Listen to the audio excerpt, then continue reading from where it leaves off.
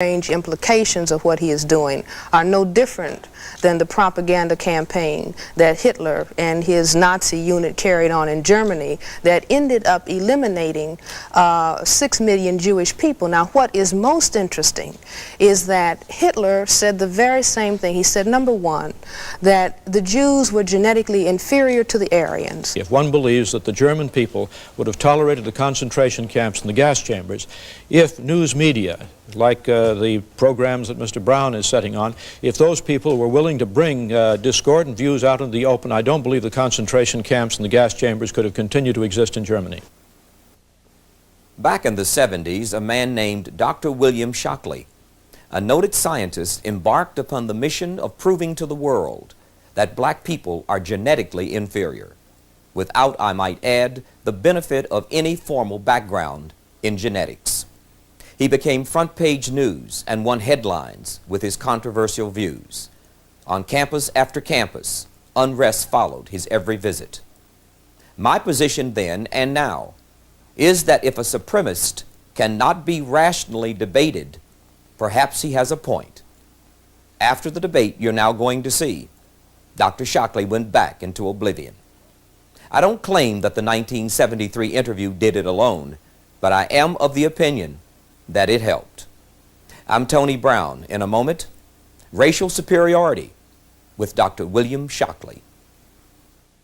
We have two very prominent educators, scholars on Black Journal tonight, and we feel that it is important to defend the First Amendment rights of all Americans. Dr. William Shockley, one of our guests, has had quite a difficult time speaking at some universities, and particularly some black college students do not agree with his theories. On Black Journal, we feel that Dr. Shockley's rights in the First Amendment area are parallel to black people's rights. That is, that Dr. Shockley must have a platform for his views if black people are to have a platform for their views. Dr. Frances Welsing, on the other side, has difficulty in expressing her views on legitimate mass media outlets because many whites do not agree with her theory of genetics. Now let's find out what the controversy is about. Dr. Shockley, please give us the benefit basically of what your theory is. My principal point, Mr. Brown, is not so much a theory of black-white differences, but is summed up in one word, which is the theme of my appearance on your program and my efforts, and the word is dysgenics. And dysgenics means effectively downbreeding, retrogressive evolution. And I fear that this is worst for the black community, and I particularly welcome an opportunity to appear on Black Journal just for these reasons. And let me say also that when I first met Dr. Welsing, it was not black students who were disrupting, but white students. And Dr. Welsing made a very sincere and I thought extremely effective effort, a well-planned effort. It was not effective with these white students at Staten Island Community College, so I would have a chance to speak. In fact, I think they prevented her from saying what she wanted to say when she was trying to gain me a platform. So my main theme is that we have problems that we should face and we should look at connected with dysgenics, and I welcome any opportunity I have to bring this out so that people can look at it and worry about it. Dr. Shockley, you are accused of having a theory that is a white racist theory. How do you respond to that? Well, I respond to that by saying that I've considered whether or not I am a racist. Racist is an epithet that used to damage my self-esteem, but it doesn't anymore. I feel it's untrue. If you look in the dictionary as to what racist means, it means emotional feelings, irrational feelings associated with fear and hate. If I really had those, I don't think I would be here this evening. I feel that what I'm engaged in is a demand for diagnosis, and I'd like to say some more about this chart, which we'll come to probably later, which shows the disproportionate rates of reproduction for the least effective elements of the black community. I'd like to say more about that than we should in just this brief introduction. But I think there is another word that better describes what I'm involved in, and that word is raceology, which means a scientific analysis of racial differences. And basically, I have a faith that reason is a good thing, and I feel, as you do about the First Amendment, but maybe with a slightly different emphasis. I think the really important thing about the First Amendment is it is a way of guaranteeing a high likelihood that truth will emerge as a result of conflicting ideas being expressed, and I have a thesis and a basic belief that truth is a good thing and will be of benefit to man. Thank you. Dr. Frances Welsing, give us the benefit of your theory, please.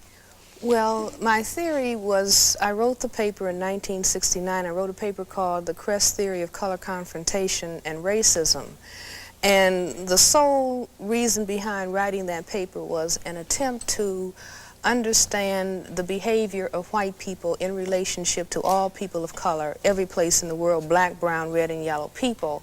And the paper was presented to the Americans at the National Medical Association, the section on psychiatry, in Neurology, because back in 1969, the Black Caucus in the American Psychiatric Association, we had said that racism, and when we talk about racism, we're talking about the white supremacy behavior of white people. That racism was the #1 mental health problem in the nation, and it was the #1 cause of other mental health problems. And I wanted to understand what this thing of racism really is all about, because it's the thing that has caused woe and misery and suffering for the vast majority of the people on this planet that are classified as non-white. And in my attempt to understand why the necessity of white people to keep saying that white is superior and that the condition of non-white is inferior, and the more I thought about it, in conjunction with an idea that a friend of mine had, that racism was a worldwide behavioral system for the maintenance of white supremacy by a small minority of people, I put those ideas together with what we know about genetics, what we know about the condition of skin whiteness itself. The condition of skin whiteness is the genetic inability to produce skin pigment called melanin. This is a genetic recessive trait. It is a genetic deficiency state, not as defined by Frances Welsing, but defined by geneticists and dermatologists, that the inability to produce the skin pigment of melanin or melanin pigment is described as albinism.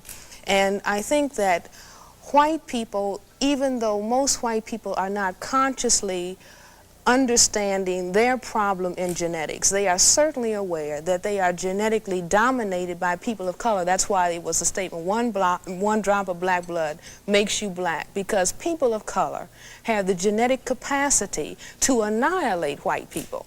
And so unless white people control the reproductivity of people of color, then we can postulate that perhaps one day there won't be any white people. And I think that the very survival of white people necessitates that they project genetic inferiority on people of color, because it is they who really are aware that they are genetic recessive and perhaps genetically inferior to people of color. And I am not saying this to call the condition of skin whiteness to say, well, no, white people are inferior. I'm not saying it for that purpose, but I think that it is of prime importance for the majority of people in the world to understand why it is that white people have to, the effective majority, large numbers of white people, have to move in a hostile and an aggressive way against people of color, and have to constantly focus on it's you who's genetically inferior, because they realize that there's something wrong with their genetic status. Now, may I take a call? Oh, sure, all right. please. Let me,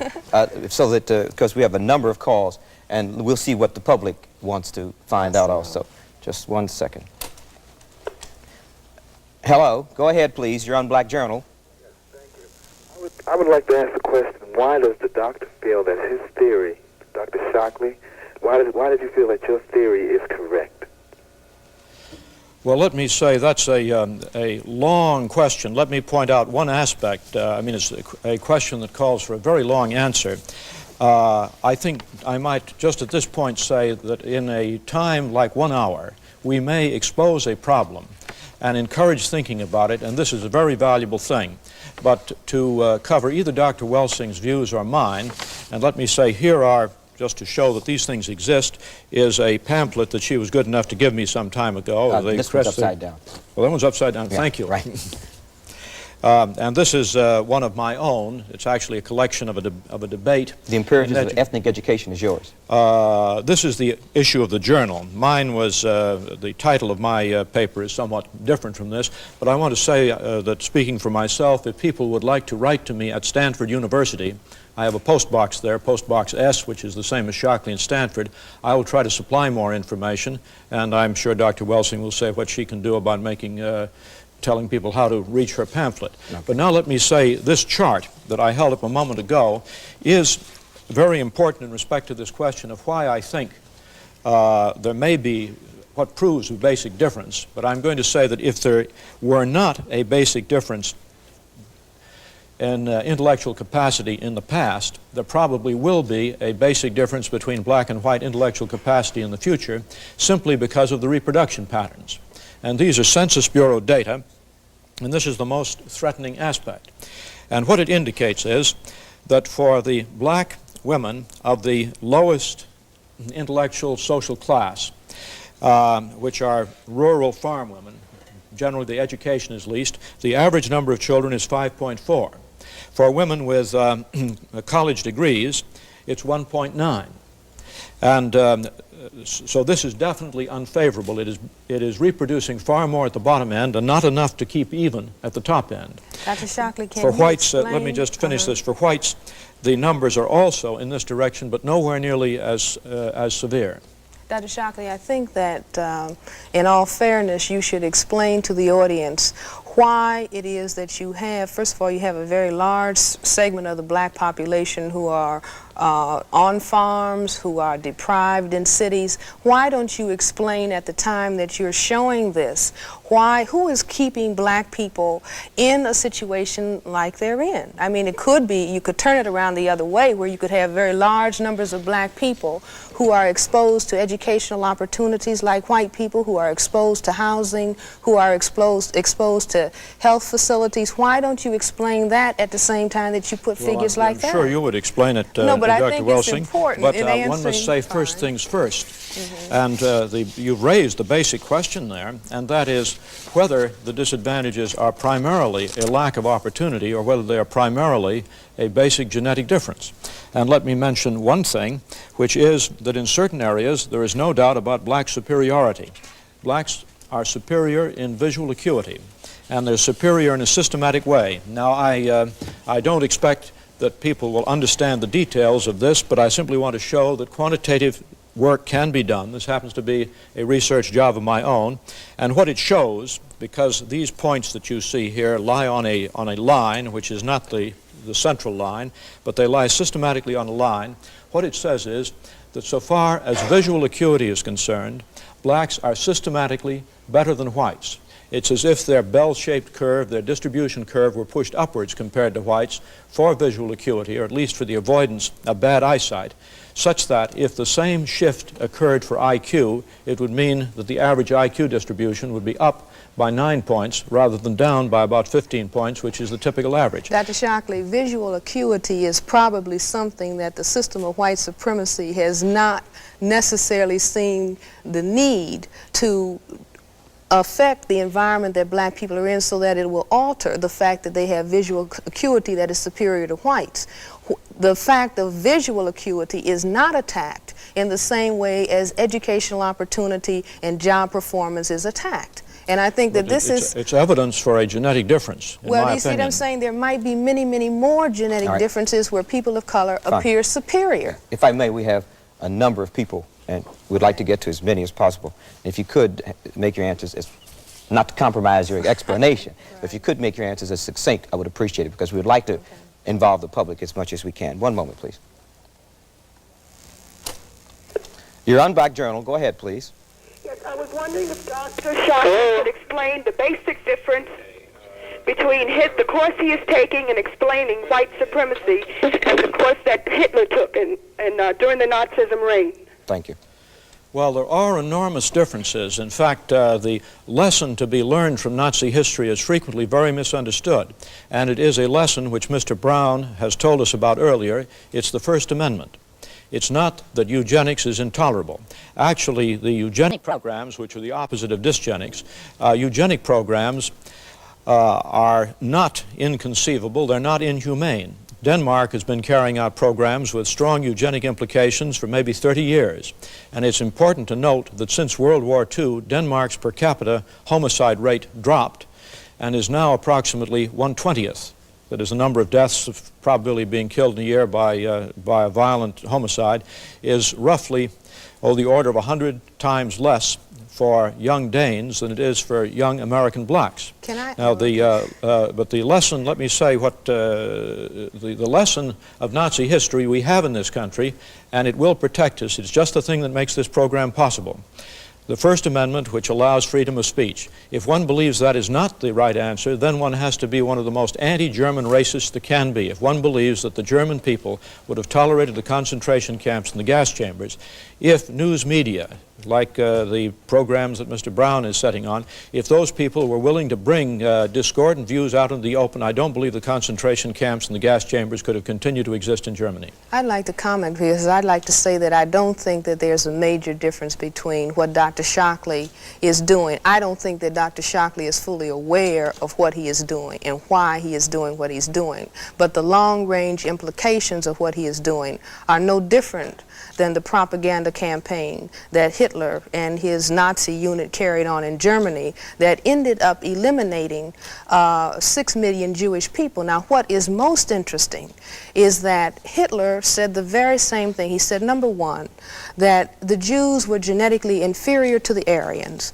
Number two, he was aware that the Semites had genetically dominant material, genetic material to the Aryans. And if we begin to understand the way that people who were in Europe at the time that the Semites arrived from Africa, when the Semites arrived in Europe from Africa, they were people who had substantial amounts of color and who had very kinky hair because they were from the continent of Africa.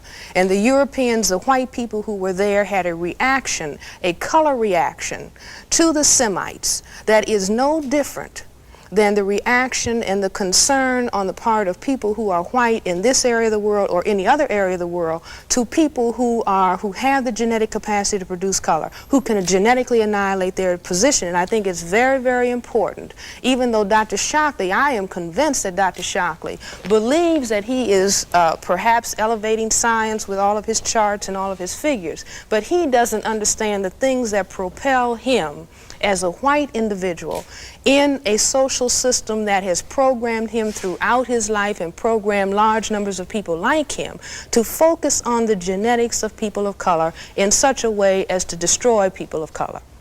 I would like to ask a question, and Dr. Shockley, if you could answer it yes or no, I would appreciate it. Do you believe that black people are inferior in intelligence because of their heredity? I have a standard statement. It is not yes or no. It's memorized. I say at the same time every time I think. What I say is this. My research leads me, and it's a tragic conclusion really, my research leads me inescapably to the opinion that the major cause of the American Negro's intellectual and social deficits is hereditary and racially genetic in origin, and thus not remediable to a major degree by practical improvements in environment. All right, if you believe that the position relatively of black Americans to white Americans is based on a genetic inferiority, and I will accept the responsibility for that word, then what do you see as the solution to the problem? Well, I see the first aspect of this is to prevent the problem from becoming worse by dysgenics. This first word that Would you I translate mentioned. dysgenics for me and the audience? What I Would that meant be is sterilization? No. Dysgenics, you see, means what that other chart I showed you says. Should blacks, that the least effective element. Should blacks be sterilized? No. I have a... But if blacks are a problem and we do not allow... This is inhumane. And Dr. I think Shockley one can wants find more black humane people solutions to this. Well, then how would... Then I would propose something in which one of the key phrases is regardless of sex, race, or welfare status. And this is the proposal. I call it a thinking exercise. It's mentioned in that pamphlet that I showed that you can obtain. And it goes this way, that you would offer a bonus to everyone to be sterilized. Now, we know we have a population explosion problem. We know that in India that bonuses in the form of transistor radios are offered to people. Would this bonus be directed to black people specifically, more than whites? Mr. Brown, what did I say just a moment ago? I said, regardless of sex, race, or welfare status. Now, there is a group. Dr. Shockley. That's what I say. There is a group of white people to whom this offer should be made also. Absolutely. What Now, group is that? the offer is based, the offer is based upon the best estimates, best scientific estimates that one can have of any genetically carried disabilities. Now, there are some, I think, that any humane person would have no doubt about. And Dr. Welsing talked about dominant and recessive genes. I want to point out that sometimes a dominant gene can be a very bad thing, and it is a very bad thing for a neurological disease called Huntington's chorea, which is something like multiple sclerosis. Which is more prominent in white people than black people. That is correct. And I think that one should offer a large bonus for anyone who might be potentially carrying Huntington's chorea. Dr. Shockley, beyond this, it goes on with some other factors in this, but Dr. Welsing wishes to speak. Are you aware that white people have more genetic diseases that affect their nervous system than people of color, than black people? I wouldn't be at all surprised. And I think blacks apparently have higher heart problems. Would you suggest that all of these white people who are carrying these defective genes, you know, whose families may carry these defective genes, that they be examined and it would be suggested to them that they be sterilized? Would you suggest this? Yes, I think I would, probably, in general. Go ahead, your unblack journal, please. What we know about ancient black civilizations, how can American blacks suddenly be genetically regressive? Thank you. Let me just say this. What is very interesting is in the study of biology, biologists who have studied evolution, one of the very interesting things that they say is that the more functional skin pigment cells in the animal kingdom, the higher you are on the scale of phylogenetic ascension. In other words, nature in the course of evolution went to its highest state when it produced a cell that could produce pigment, and that we were sliding backwards. The mutation to albinism is a step backwards in the scale of evolution. Are you aware of that, Dr. Shockley? No, I'm not aware of that particular one. I am aware of another basic genetic difference, and that is that the rate of maturation of a neurological system gets longer and longer the more advanced the animal is. And that is one of the items on the racial difference, that the neurological development of blacks is faster than whites. Black babies walk on the average a month earlier than white babies.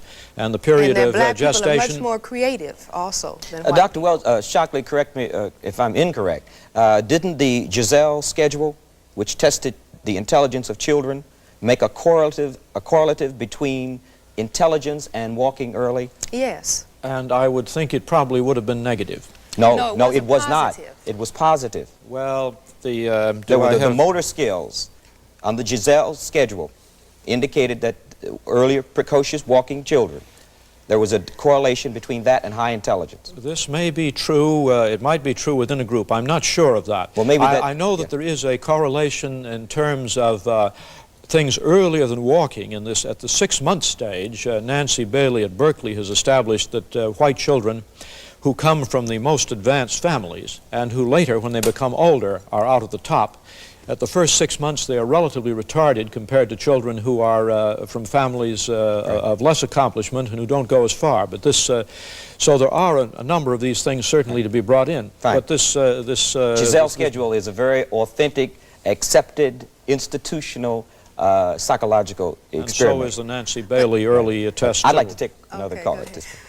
Your unblack journal, go ahead, please. Hello. This question is addressed to Dr. Welsing. First, I would like to say that Mr. Brown and Dr. Welsing disprove immediately Dr. Shockley's concept, because here we have two highly intelligent, gifted people. But getting this out of the way, Dr. Welsing, wouldn't you agree that there is a strong genetic component to the inheritance of intelligence? Geneticists believe that 80% component is hereditary. Let me finish, Dr. Welsing. And then also, I think the association of skin color with intelligence is an erroneous concept. And I want your views on this. Isn't it true that the historic fate of black people, the tragic deprivation, the conditions under which they were raised, any people raised under these conditions would have an hereditary, evolutionary background, which could lead to poor capacity to generalize, to conceptualize, to be creative in the form field of ideas, and develop other excellent attributes. Now, this is not a racist idea. This could happen to any group who has a tragic history of the black people. Thank you. No, I do not feel that there's any evidence to suggest that 80% of the ability to come to terms with your environment, that has to do with heredity. I think that much of it has to do with the environmental opportunity that the genetic material is exposed to. I think that if we look at the black people, if we just take the black group, and we look at those people who have been able to achieve, and we look at their backgrounds, we will find that they have had substantial social and economic opportunities that maybe some of the segment of the black population has not had. We'll find the same thing in the white group. Those white people who have been socioeconomically deprived and at the bottom of the economic scale for whites, that these people are not performing in the same way that people who have extended socioeconomic opportunity. One of the very interesting things is that white women are now talking about women's liberation, and they are looking at their performance relative to white men, and they are saying, and all of the spokesmen for white women, and men and women are also saying, that the reason that the white woman has less confidence in her performance and is not performing as well, relatively speaking, as the white male has been the attitudes within the white family as to the role of the woman versus the role of the man. Now, what is interesting is that when white people are looking at the difference in the performance of the white woman and the white man on IQ tests, they can account for that on the basis of environmental influences. However, when they shift over into looking at whites relative to people of color, somehow they want to drop that understanding and that awareness.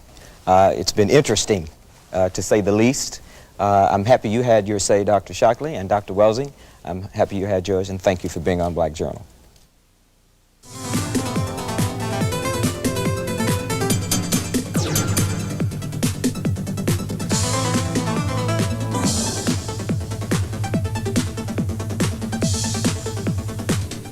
Tony Brown